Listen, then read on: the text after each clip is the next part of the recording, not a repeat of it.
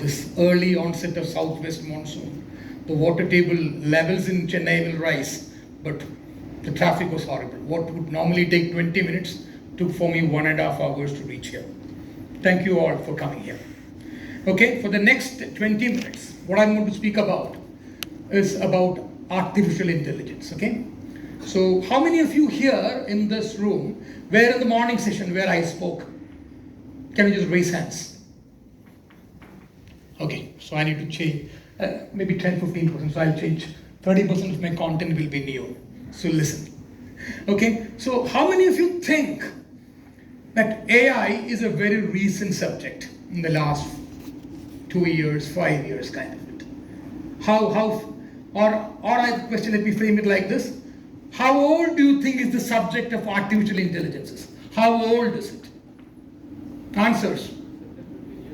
Be louder, okay? 10 years, okay? 15 years, okay? 100 years. 100, who is that 100 years? Okay, that's good. Yeah, very optimistic. 75 years, I think you were in the class in the morning, right? Okay, so that's nice, so you're listening. We'll not give you more chocolates now because we'll have sugar and diabetes issue. Okay, so this is what it is. 75 years. Okay, so 1915 onwards, AI has been there. It's a university subject. It's been a subject for the last 70 plus years. All students of computer science would have learned about AI. But AI is becoming real now. Okay? It's becoming real now. It's going to change the way we live, change the way we do things, and change the way we can conceive things. It's going to be that disruptive to all of us here. There is nobody in this room who can immune himself from AI. It's going to be there in every walk of life. Why is it interesting for Vertiv?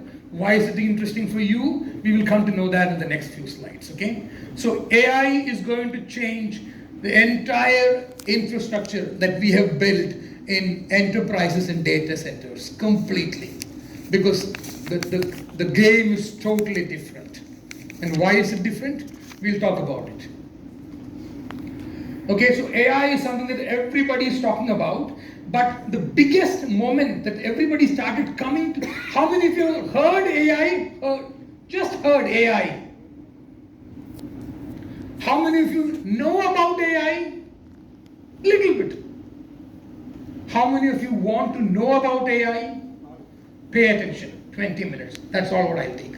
Okay, so this topic is all about that. So AI became very popular just like smartphones. Like 15 years back, smartphone was never ever thought about, right? But smartphones have been there. Smartphones have been there for a very long time.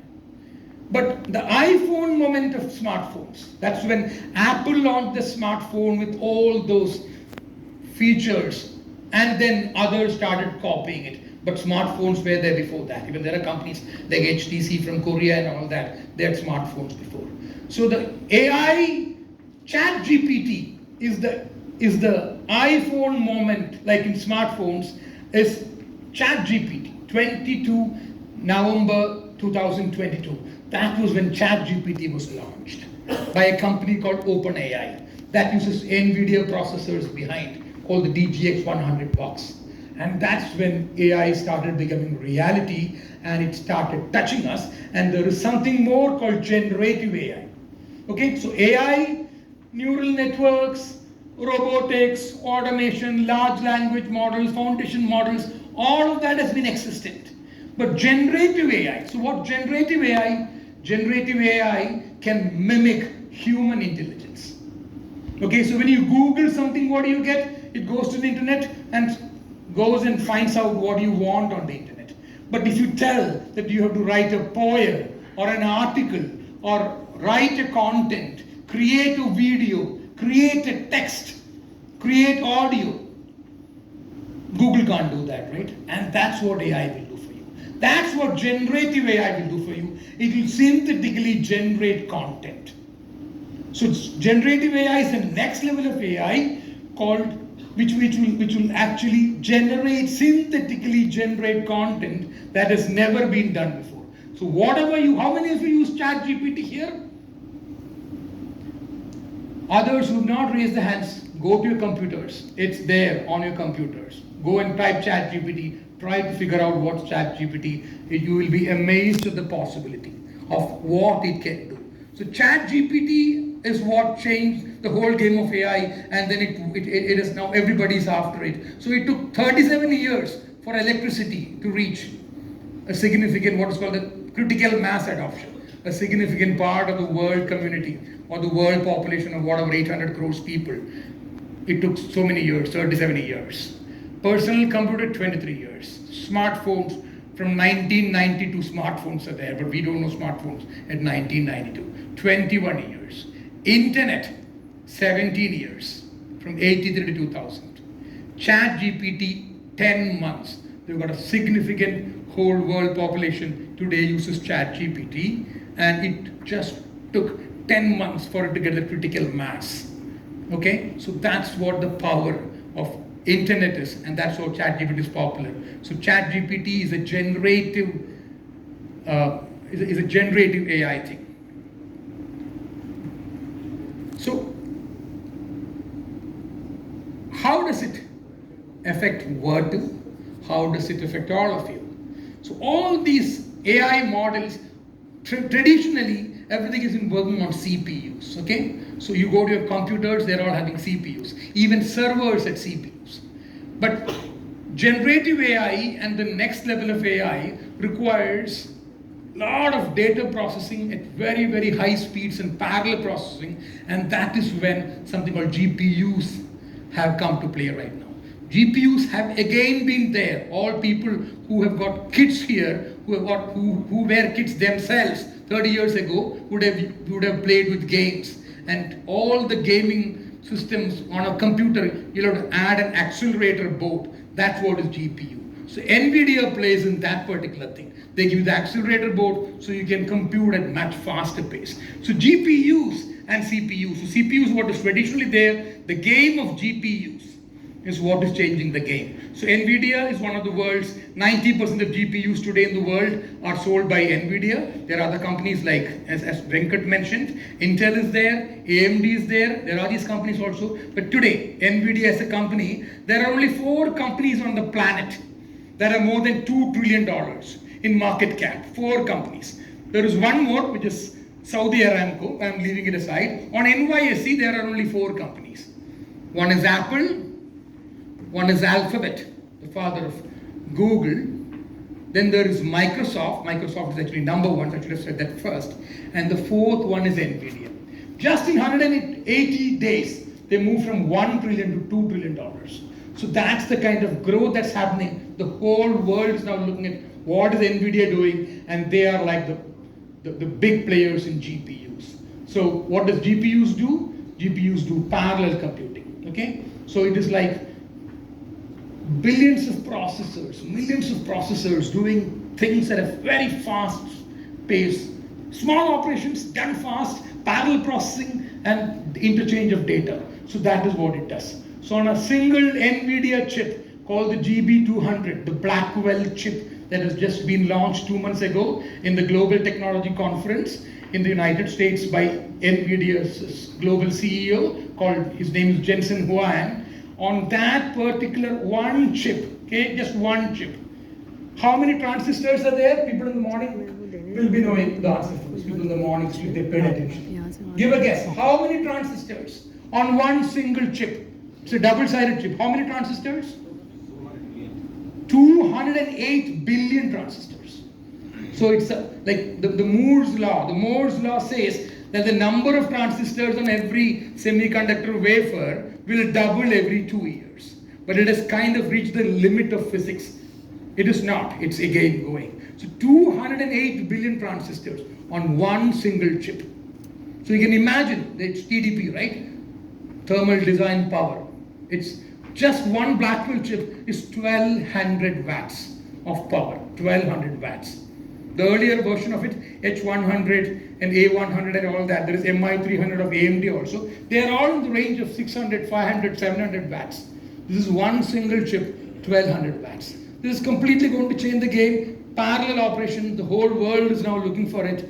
Everybody in India, except a certain technology institutes, none of them actually have got Blackwell chips because they're overbooked for the next 24 months. So it won't even come into 2024. So how does it affect us? Just one chip is 1200 watts. You can imagine, right? One server would have 8 chips. So you can imagine one server. The whole game is going to change. Right now, we're talking about rack loads in the range of something like less than 20 kilowatt. Even 20 kilowatt is very, very high. So right now, maximum loads of customers are in the range, rack load is around $7 to $14. Around 43% of customers of racks are in this range of 7 to 14 kilowatts.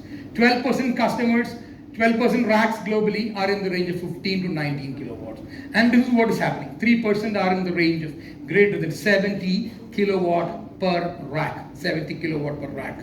Right now, 75% is in the range of 1 to 20 or 1 to 19 kilowatt per rack. But this is all completely changing. Density is going at an exponential pace. Just as I said, Blackwell chips is 1200 watts. The earlier one was 700 watts, 208 billion transistors on one single chip. The whole game is changing.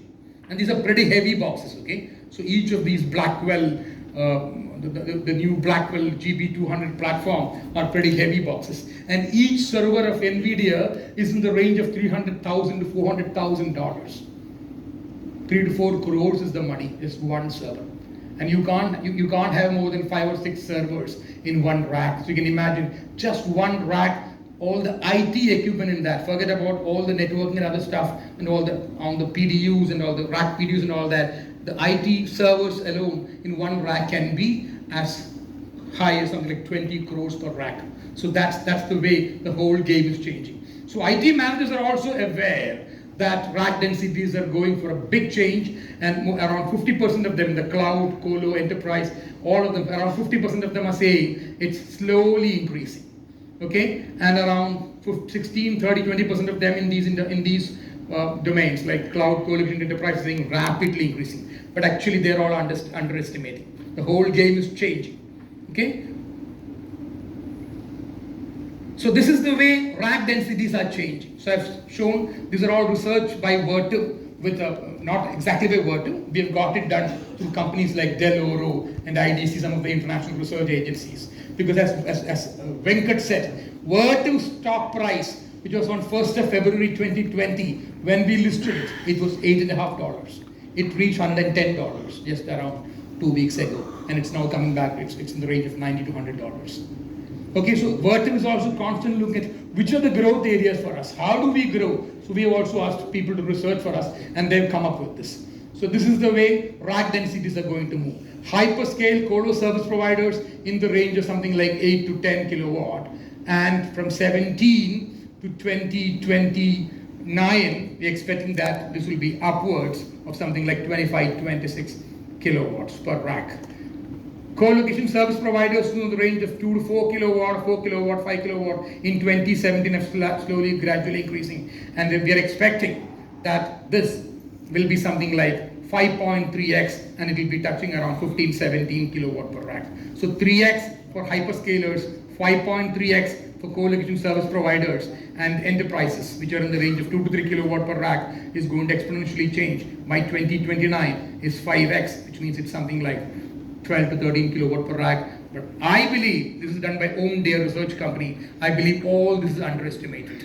Okay, because just 6 months ago, when we did a research, when Vertiv did research, they said 22% of all the load in data centers by 2026 will be AI workloads. But it's changing. I saw another report which says 50% of workloads in data centers by 2027 will be AI workloads. So the whole world is changing at a very rapid pace. Okay, so what I want to tell you is how is it going to change for us? The whole game is going to change. I said one server. How much did I say the price of one server was? $300,000 to $400,000. So huge. And in one rack you can have 20 crores just the server equipment, higher rack density. And I said each chip in is around 1200 watts. So each rack is something like 60 kilowatt, 80 kilowatt, 100 kilowatt, 120 kilowatt. We've just worked with the customer. Again, names are withheld, wherein The rack load is something like 45 kilowatt. We thought it was, wow, great job. No, right now they're talking to us 80 kilowatt per rack. There's another customer talking to us, 6 months deployment, 100 plus kilowatts. These are all big customers who do something like petaflops kind of computing. Petaflop is 10 raised to 15 flip-flop operations per second. So it's all high-performance computing stuff. So that's what we are right now seeing. So AI is going to bring in huge challenges. Challenges in terms of this rack, which is something like load of the rack density was around 1500 kgs. Now we have in our Columbus, in Vertiv Solution Center, we're displaying a rack which is 5-ton capacity rack. 5 ton, because as I said before, these are all quite heavy equipment and quite pricey equipment also. Number one. Number two, the length and the width of the rack, all those 800 mm racks and all that, will give way to much wider racks. They'll also, all these 42U racks, 48U racks and all that will give upwards of 52, 56, 58U, because you will have to, there is physical limit also, right? So you need to have taller racks. Costly IT gear. So this is a challenge. So it's not that a CIO is going to give money and say, come on, go and buy 5 servers. No, each server is going to cost you a lot of money. So there will be stage-wise deployment for customers. Some customers probably would not want to buy AI servers from NVIDIA, they're so expensive. They would like to go for a colo provider. There are companies in India like Yota, Shakti Cloud. So you can host your AI applications there. They provide AI as a service. And then once you see that it's working for you, then you can bring it on-prem because you won't have better latency speeds, etc. So customers are right now thinking about how do we do that and where to helps them in terms of upgrading from their current infrastructure of 3 to 5 to 10 kilowatt upwards of 20, 40, 60, 80, 100 plus kilowatts per rack. That's what we do. So a lot of other things. It's not just the cooling challenges, even the power challenges. Higher amperage rack PDUs which will power the servers, then power grid constraints, sustainability targets. So cooling tech, so all the blue here is a cooling technology. So there's a lot of, there is air cooling. Air cooling has a limit. Okay, up to 45 kilowatt per hour, kilowatt per rack, you can go with air cooling. But what do you do next? Then you will need to run liquid to the chip itself. So you run liquid to the chip, you take all its heat out, and then you recirculate the heat. So there is something called coolant distribution units, CDU, and secondary fluid networks and all that. So that's what Venkat was saying in his presentation before. Everybody in a data center is going to become a plumber because it's not so very easy. And these are all very, very expensive equipment in the range of 200 to 300 to 400K dollars value. And these are all going to be liquid cooled. Immersion cooling is the next technique wherein the server itself will be completely immersed. And all this is not science fiction. We are actually implementing projects. So we've actually done it with customers in data centers. And Vertiv is a pioneer in this because we work closely with companies like NVIDIA, AMD, Intel on their H100 series, A100 series, Blackwell, MI300 of AMD. We work with Intel HANA. We work with all of them to come up with the next level of cooling and power, so that from grid to chip, from chip to atmosphere, we will help customers maintain the data centers and also retrofit their existing data centers. So Cooler Chips is a program which is by the Department of Energy in the United States, because 2% of global power usage is right now in data centers, and it is going to be 8 to 10% by 2030. So it's huge power requirement.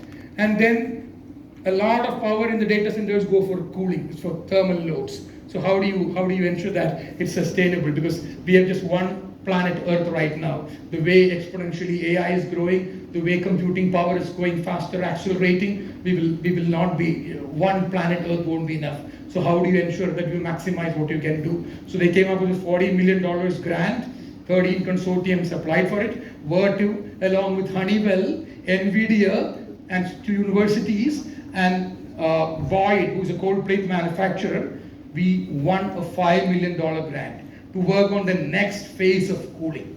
Okay, so we've got single phase cooling right now. The second phase is that the liquid goes and cools the chip, and then it evaporates, and then you condense that evaporation, and then you recirculate it back. So that's called the 2-phase cooling. So Vertiv is currently working with NVIDIA on the Blackwell series, and right now, just recently, around 2 months ago, when Jensen Huang, the CEO of NVIDIA, talked about in the global technology conference, he showed how the Blackwell chips ecosystem is going to be. And in that, there was certain equipment, the cooling equipment is from Vertiv. So Vertiv is currently working very closely with NVIDIA, AMD, Intel, in terms of the reference cooling designs.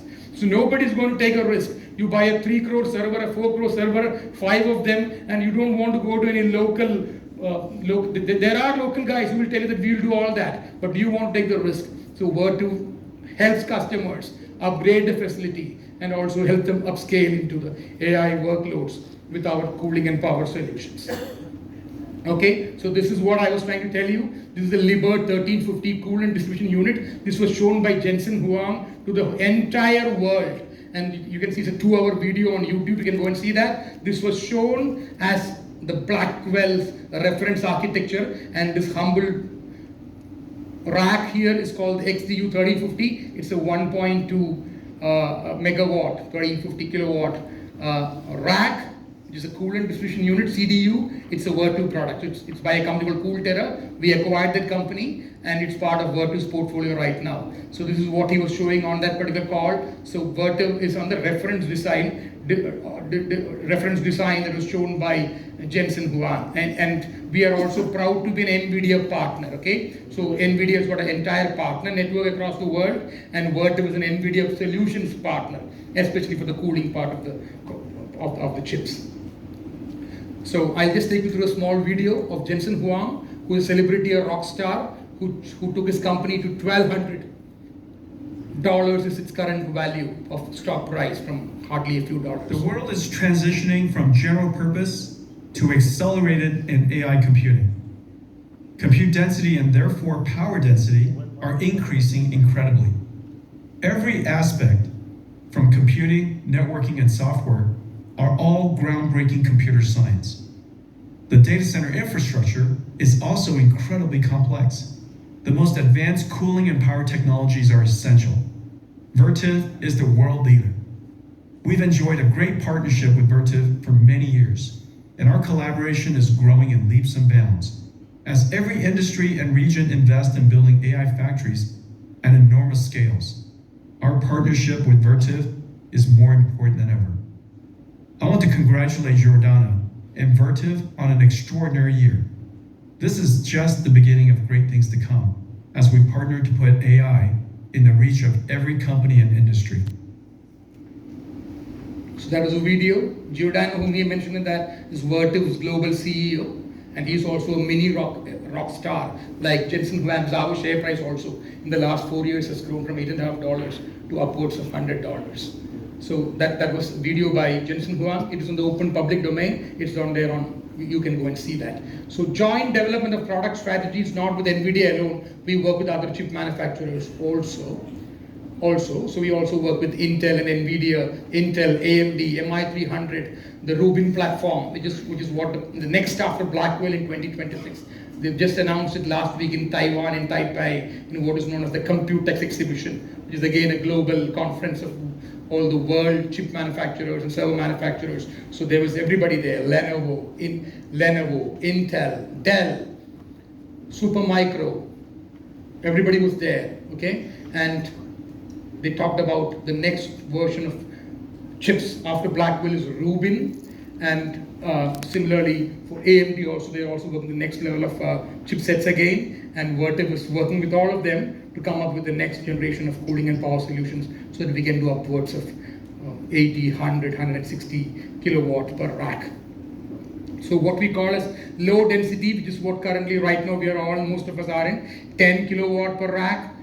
Medium density is 10 to 25 kilowatt per rack. Some of you are already in this range. The high density is 25 to 80 kilowatt per rack. We're already there in this range. Vertiv is working customers, India, government, and some of these AI models in IITs and all that are in this range, and also some private customers. And the next generation is the extreme density racks, which is 80 kilowatt and above. And Vertiv is there in all this in terms of both cooling, power, IT management solutions for all of these workloads. And it's not that you all have invested in some racks, but then they're all going to change in the next few years. No, you'll have to slowly upgrade them. Okay. Okay, as and when you get investment, you'll upgrade them. And Vertiv was also solutions to help you upscale that to the next level of load. So that's what we have here. So we have solutions, which is what our team will explain to you, for up to around 50 kilowatt is when they say that air cooling is okay, but upwards of a 50 kilowatt you will have to go for solutions. So there is something called rear door heat exchanger. So there is perimeter cooling, there is rear door heat exchanger, and then there is passive and active rear door, and then there is direct to chip. This is what I said before. You will pass coolant, which will take out the heat, and then there is immersion cooling. And then there are the standard direct expansion, the chilled water solutions. Okay, so this the whole portfolio is what Vertiv has for the thermal chain part of it. And then coming so this is how it look like. So what we can do for customers is currently they have an IT rack, they have peripheral cooling. So we will then slowly replace them with an RDHX on the back side, a rear door heat exchanger, and then you will also have other non-IT equipment, which means there are certain equipments like switches, power distribution units, etc., which can't be liquid cooled, so they will still need air cooling. So it will be hybrid air cooling and liquid cooling. And then we have CDU. CDU is what the coolant distribution is. The good thing about this is that we are the global leader when it comes to this technology. That's why we have this partnership with NVIDIA. So there is rear door heat exchanger, there is coolant distribution unit, and we have conventional solutions. We have the complete portfolio is what Vertiv has. Exciting times for us as also all of you here, because this is the way the world is changing right in front of us. And it is not that we just have cooling solutions. I've been telling a lot about cooling because that's the biggest pain, but there are equally bigger problems in power also, in terms of the critical switch gear, auto transfer switch, UPS, static transfer switch, power distribution, busway, intelligent PDUs. So from grid to chip and from chip to atmosphere, cooling of all the chips. So that is what Vertiv does. And so the constraints and grids and complexity to operators. So huge challenge coming in front of us, but are we ready for that? Yes, we are ready. And that was the last slide. Thank you very much.